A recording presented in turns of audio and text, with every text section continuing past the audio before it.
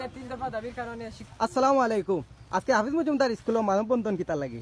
আসসালামু আলাইকুম মাননীয় শিক্ষকবৃন্দ, প্রিয় সহপাঠী ও আমার সামনে উপস্থিত শ্রোতাবৃন্দ, আজ আমরা সবাই এখানে উপস্থিত হয়েছি আপনারা সবাই জানেন একটাই উদ্দেশ্যে, আমাদের প্রিয় শিক্ষকদের ন্যায্য দাবি ও অধিকার প্রতিষ্ঠার লক্ষ্যে। একজন শিক্ষক হচ্ছেন জাতির আলোকবর্তিকা। তিনি শুধু পাঠদান করান না, তিনি শেখান আমাদের সঠিকভাবে বাঁচতে, মূল্যবোধ জানতে এবং সত্যের পথে চলতে।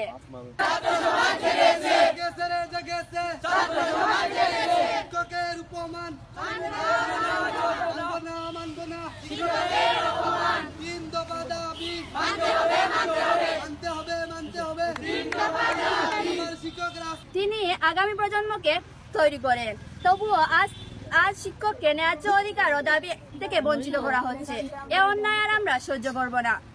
আপনারা সবাই জানেন যে আমাদের শিক্ষকদের 3 দফা দাবির কারণে শিক্ষকরা গত কয়েকদিন যাবৎ ঢাকায় আন্দোলন মানববন্ধন করে আসছে এবং গত রবিবার আমাদের শিক্ষকদের আন্দোলনে প্রশাসন হাত তুলেছে শিক্ষকদের হাতে এবং গায়ে হাত তুলছে। আমরা জানতে চাই, শিক্ষায় যদি জাতির মেরুদণ্ড হয় তাহলে শিক্ষায় যদি জাতির মেরুদণ্ড হতো তাহলে শিক্ষকরা প্রশাসনরা শিক্ষকদের গায়ে হাত তুলতো না। তাই আমরা চাই সুশিক্ষায় জাতির মেরুদণ্ড হওয়া উচিত।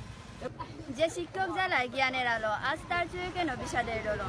যিনি করেন শিক্ষক, সেই মানুষ আজ কাঁদে ন্যায় না পেয়ে অন্যায়ের ফাঁদে। তাই আজ আমরা বলি দীপ্ত কণ্ঠে, শিক্ষকের অপমান আর নয় সহ্য কোনোদিনও রণে।